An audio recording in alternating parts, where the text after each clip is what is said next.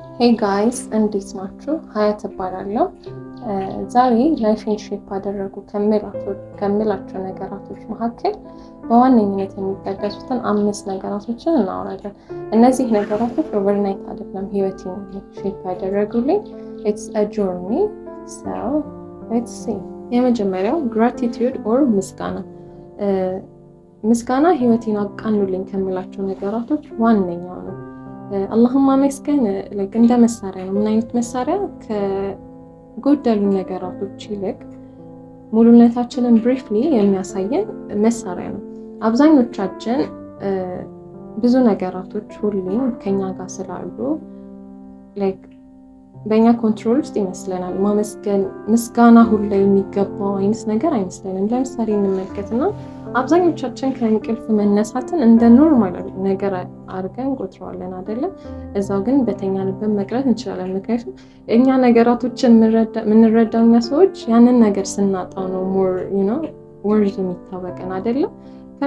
ከማጣታችን በፊት ለምን ምስጋና የሚፈልግ ነው። ከእንቅልፍ መነሳት ራሱን የቻለ ኒው ኦፖርቹኒቲ ነው።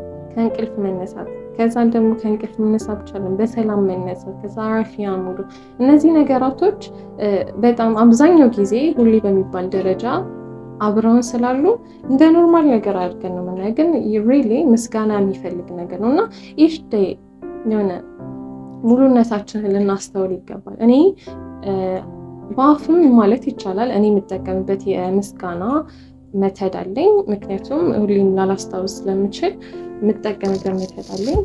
እኔ ኖትቡክ አዘጋጅቻለሁ ለምስጋና የሚሆን ኖትቡክ እና ኢች ዴይ ቁጭ ብዬ ለ30 ደቂቃ እንደ አይነት መስመር እሰራና ሁሌም በቀን ግሬትፉል የሆንኩበትን ነገር አስቀምጣለሁ። ህይወቴን ከትናንት ዛሬ የተሻለ ስላደረግልኝ ሁሉም ነገር ኢቨን ኦብስታክልና ምስጋና ሊሆን ይገባል።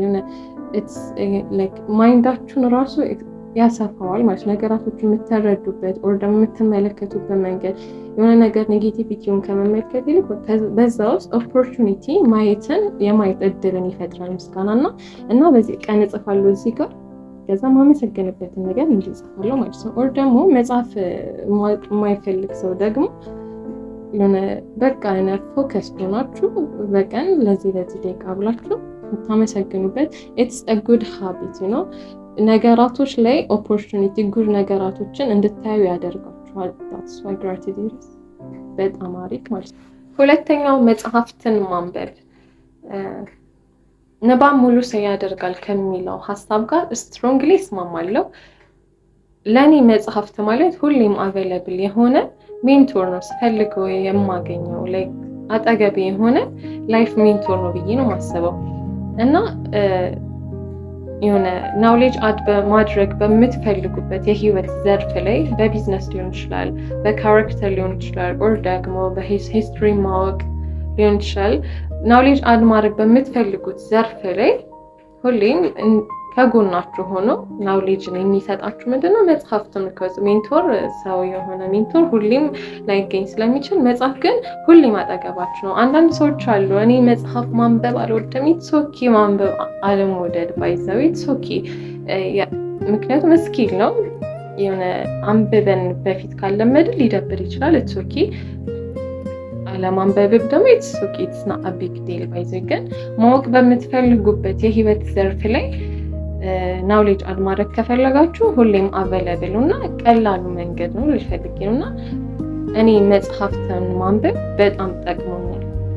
እኔ መጀመሪያ ላይ መጽሐፍ ማንበብን አልወድም አክቹሊ፣ ግን ደግሞ through the way ነገራቶችን ያቀላል። ሁሌም አጠገቤ ስላለ ነገራቶችን ሲምፕል ያደርገዋል እና በጣም አፕላይ አድርጌው ማንበብ ጀምሬ ላይፌን አድርጎልኝ ሞክር። ሶስተኛው ቴራፒ መውሰድ። በእኛ ማህበረሰብ ውስጥ ቴራፒ መውሰድ ሲባል ሜንታል ኢልነስ ያለባቸው ኦር ደግሞ የአእምሮ እክል ያለባቸው ሰዎች ብቻ የሚወስዱት ይመስለናል። ግን አይደለም። ቴራፒ ራሱን ተረድቶ ሄልዝ የሆነ ላይፍ መኖር ለሚፈልግ ሰው ሁሉ ይሆናል። አብዛኞቻችን ትራማ ቻይልድሁድ ትራማ ኦር ፍራቻ ጭንቀት ተሸክመን ነው የምንዞረው አይደለም? ለምን ሂል የሚደረግ ነገር ለምንድን ነው በጭንቀት የምንኖረው? እና ቴራፒ ቦታ ላይ የሆነ ኢሞሽናችሁን፣ ፍራቻችሁን፣ ኤቭሪቲንግ የተሸከማችሁት የሚያስጨንቃችሁ ነገር የምታወሩበት ቦታ ነው እና ዊዛውት ጀጅመንት ነው የምትሰሙት። እና ከቴራፒ ነገር ውስጥ የምወደው ነገር ምን እንደሆነ ታውቃላችሁ? ለእናንተ ችግር እራሳችሁ ናችሁ መፍትሄ። በቃ ጀስት ቴራፒስቶቹ ዳይሬክሽን ነው የሚያሳያችሁ እና አይ ላቭ ቴራፒ መውሰድን በጣም ነው የምወደው። አይ ሚን የሆነ ሂል የሚደረግ ነገር ነበር ተሸክሜ ስዞር የነበረው፣ የሚቻል ነገር ነበር ሲያስጨንቀኝ የነበረው። እና ደግሞ ጭንቀት ነገር ታውቃላችሁ ወደፊትም ወደኋላም አያራምዳችሁም አይደለ? ባላችሁበት ነው ስታክ የሚያስደርገው፣ በፍራቻ እንድትኖሩ ነው የሚያደርገው። እና ልላችሁ የምፈልገው ነገር ኢንቨስቲንግ ኢን ዩር ሜንታል ሄልዝ ኢዝ ዘ ቤስት ኢንቨስትመንት። እና taking a therapist a good thing, trust me. I mean አብዛኞቻችን እንፈራለን ማህበረሰቡ ጋር አልተለመደም። ያልተለመደ ነገር ደግሞ ማድረግ አንፈልግም። እንዴ አይለመዳ።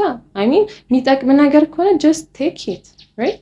እና እኔም በጣም ጠቅሞኛል። ሁሌም የምፈልገው ነገር ቢኖር ሁሌም ከፍራቻችሁ ጀርባ ነው ጥንካሬ ያለው። ፍራቻችሁን ተጋፈጡት፣ በቃ ሪሊ ተጋፈጡት። እና የዛኔ ነው ጥንካሬያችሁ፣ የዛኔ ነው ደስታችሁን የምታገኙት። እና እኔ በጣም ቴራፒ መውሰድ በጣም ጠቅሞኛል። እናንተም ይጠቅማል ብዬ ተስፋ አደርጋለሁ። ለርኒንግ ስኪል በፊት ላይ በገንዘብ ስኬታማ ለመሆን ተመርቄ ስራ ይዤ እል ነበረ። ግን ደግሞ አሁን ላይ የሆነ ነገር ስኪል ካላችሁ you have the greatest asset, right? በዚህ ጀነሬሽን የሆነ ነገር ልማር ካላችሁ ስኪል ላይ ያስካላችሁ በጣም ቀለዋል አይደለ? የእናንተ ዲዛይር ብቻ ነው የሚፈልገው። ሁሉም ነገር እጃችን ላይ ነው ያለው አይደለ? ሶ በዚህ ሰዓት የሆነ ስኪል ዴቨሎፕ ማድረግ በጣም አስፈላጊ ነገር ነው። ተማሪም ልትሆኑ ትችላላችሁ፣ ሰራተኛም ልትሆኑ፣ ብቻ ምንም ብትሆኑ ሳይድ ሀስል ያስፈልጋል። ኢን ዘ ሎንግ ተርም ገንዘብ የሚያሰራን ነገር ያስፈልጋል ግዴታ። አይ ነው ነገራት ስኪል ሲባል በጣም ፕራክቲስ ይፈልጋል፣ ትዕግስት ይፈልጋል፣ ዲሲፕሊን ይፈልጋል፣ ጽናት ይፈልጋል። ያ ግን ደግሞ ገንዘብን ያሰራናል ኢን ዘ ሎንግ ተርም። ከስኪል ነገራቶች በጣም ወደው ነገር ቢኖር ስኪል ከገንዘብ የዘለለ በሄዳችሁበት ሁሉ የሆነ ቫልዩብል ፐርሰን ያደርጋችኋል። እና ያ ነገር ስለ ስኪል በጣም አሪፍ ነገር ያደርጋልና እኔ በጣም ላይፌን ሼፕ አደረጉ ከምላቸው ነገር በጣም አሪፍ ስኪል በመያዜ አልহামዱሊላህ አም ግሬትፉል። እና ስኪል መያዙ ኢትስ አ ጉድ ቲንግ። አምስተኛው እና የመጨረሻው ጆርናሊንግ ነው። ጆርናሊንግ ጀስት ሀሳቦቻችሁን ኢሞሽናችሁን ወረቀት ላይ ማስፈር ነው። በተፈጥሮ ሀሳቦቻችን አንኦርጋናይዝድ ናቸው። ሶ ወረቀት ላይ በምናሰፍርበት ጊዜ ኦርጋናይዝድ ይሆናሉ እና አእምሯችን በብዙ ነገር ውጥር ብሎ ነው ያለው።